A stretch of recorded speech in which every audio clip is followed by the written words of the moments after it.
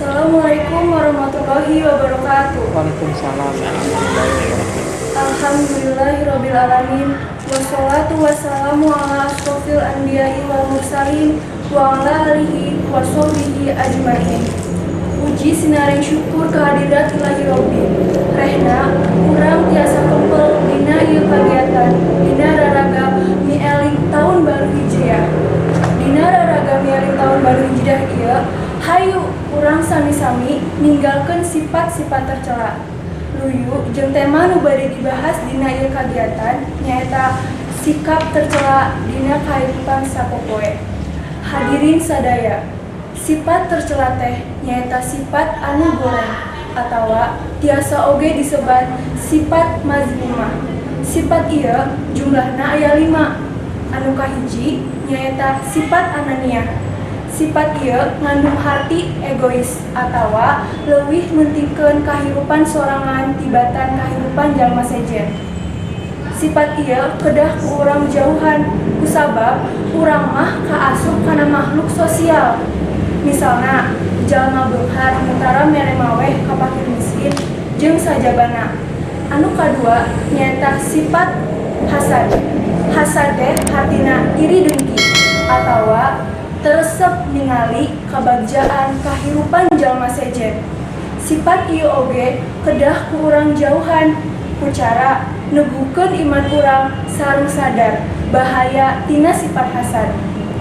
Anu katilu nyaeta sifat gadab. Gadab hartina gampil ngambek atawa gampil kasinggung. Lamun urang ngabogaan sifat ieu urang teh kedah geura-geura ngajauhan ieu sifat. Kunaon? Kusabab urang mah bahayana loba. Salah sahijina nyaeta nimbulkeun rupi-rupi penyakit ka diri urang. Nah, cara ngalangitkeun sifat ieu urang kedah bitol wudu. Kusabab setan mah teresep kanu jalmi anu sok wudu. Anu kaopat nyaeta sifat gibah. Gibah hartina ngagunjing atawa ngomongkeun kakurangan, kagorengan atawa aib ti jalma sejen. Rasulullah ngadawuh, jauhan gibah, saestuna gibah teh leuwih bahaya tibatan zina. Anu kalima nyaeta sifat namimah atawa ngadu domba. Sifat ieu teh dibogaan ku jalma anu osok ngadu domba dua jalma atawa kelompok.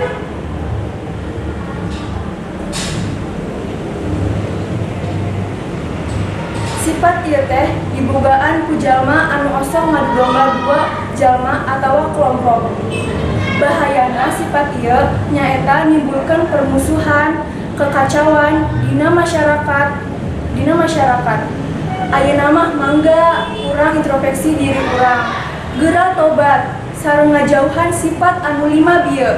Ambeh urang kahindar tina sagala rupi dosa sareng azab di neraka. Mun sakil pedaran kisimkuring hatur nuhun tina sagala perhatosanana. Wassalamualaikum warahmatullahi wabarakatuh. Assalamualaikum warahmatullahi wabarakatuh. Waalaikumsalam warahmatullahi wabarakatuh. Alhamdulillahirabbil alamin wa bihi nasta'in wa ala umuri dunya waddin. Assalatu wassalamu ala asyrafil anbiya'i wal mursalin wa ala alihi wa sahbihi ajmain. Amma ba'du. Puji sinarang syukur urang panjatkeun kehadirat ilahi Rabbi. Rehna urang tiasa kempel dina ieu kagiatan dina raraga mieling tahun baru Hijriah. Dina raraga mieling tahun baru Hijriah ieu hayu urang sami-sami ninggalkeun sifat-sifat tercela. Luyu jeung materi nu bade dibahas dina ieu kagiatan nyaeta sifat tercela dina kahirupan sapopoe. Hadirin sadaya, sifat tercela teh nyaeta sifat anu goreng-goreng atawa biasa oge disebat sifat majmumah. Sifat ieu jumlahna aya 5. Sifat nu kahiji nyaeta ananiah. Sifat ieu ngandung harti egois atawa leuwih mentingkeun kahirupan sorangan tibatan kahirupan jelema sejen. Sifat ieu ku urang kedah dijauhan kusabab urang mah kaasup makhluk sosial. Misalna jalma beunghar anu tara mere maweh ka fakir miskin jeung sabagayna. Sifat nu kadua nyaeta hasad. Hasad teh hatina iri dengki atawa teresep ningali kabagjaan kahirupan jelema sejen. Sifat ieu oge urang kedah dijauhan ku cara neguhkeun iman urang sareng sadar bahaya tina sifat hasad. Sifat nu katilu nyaeta sifat gadab. Gadab hartina gampil ngambek atawa gampil kasinggung. Namun urang ngabogaan sifat ieu, urang kedah geura-geura ninggalkeun ieu sifat. Kunaon? Kusabab bahayana loba. Salah sahijina nyaeta timbulkeun rupi-rupi panyakit ka diri urang. Cara ninggalkeun ieu sifat nyaeta urang kedah getol wudu. Kusabab setan mah teresep kanu jalma anu osok wudu. Sifat nu kaopat nyaeta gibah. Gibah hatina ngagunjing atawa ngomongkeun kakurangan, kagorengan atawa aib ti jalma sejen. Rasulullah sallallahu alaihi wasallam ngadawuh, jauhan gibah saestuna gibah teh leuwih bahaya tibatan zina. Sifat nu kalima nyaeta namimah atawa ngadu domba. Sifat ieu teh dibogaan ku jalma anu sok ngadu domba dua jalma atawa kelompok. Ambeh nimbulkeun permusuhan. Bahaya tina sifat namimah nyaeta nimbulkeun permusuhan sareng kakacauan di kahirupan masyarakat. Ayeuna mah mangga urang introspeksi diri urang, geura tobat sareng ngajauhan sifat anu lima bieu. Ambe urang kahindar tina sagala rupi dosa sareng azab di neraka. Nu sakieu pedaran ti sungkuring. Hatur nuhun tina sagala perhatosanana. Wassalamualaikum warahmatullahi wabarakatuh. Waalaikumsalam warahmatullahi wabarakatuh. Waalaikumsalam warahmatullahi wabarakatuh. Waalaikumsalam. Puji sinarang syukur hayu urang panjatkeun hadirat Ilahi Rabbi. Rehna urang tiasa kempel dina ieu kagiatan dina raraga mi'ring taun baru Hijriah. Dina raraga mi'ring taun baru Hijriah ieu hayu urang sami-sami ninggalkeun sifat-sifat tercela.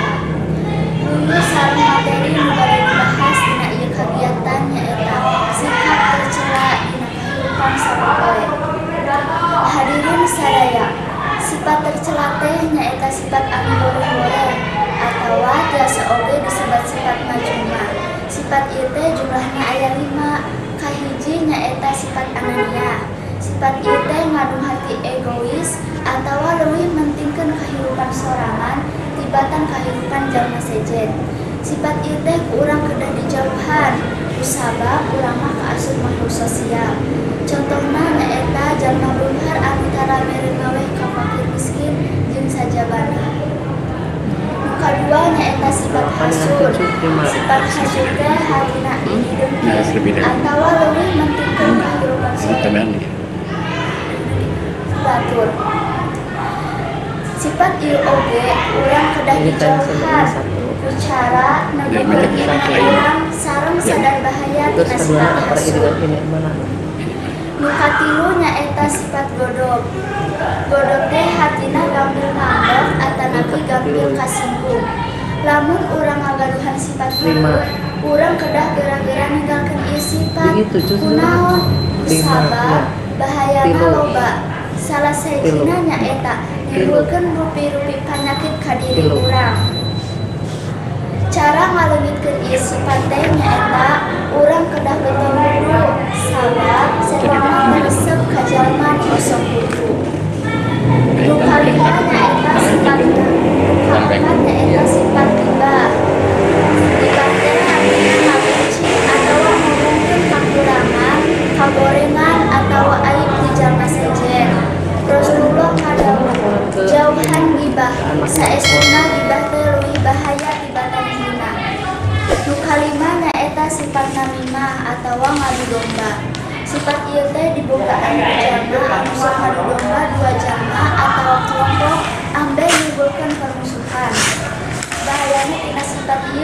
eta menimbulkeun permusuhan sareng kekacauan dina kahirupan di masyarakat. Ayeuna mah mangga urang introspeksi diri urang, beura tobat sareng ngajauhan dina sifat anu ieu, ambe urang kahindar tina sagala rugi dosa sareng azab di neraka. Mun sakieu edaran ti simkuring, hatur nuhun tina sagala perhatosanana. Billahi taufiq wal hidayah. Wassalamualaikum warahmatullahi wabarakatuh.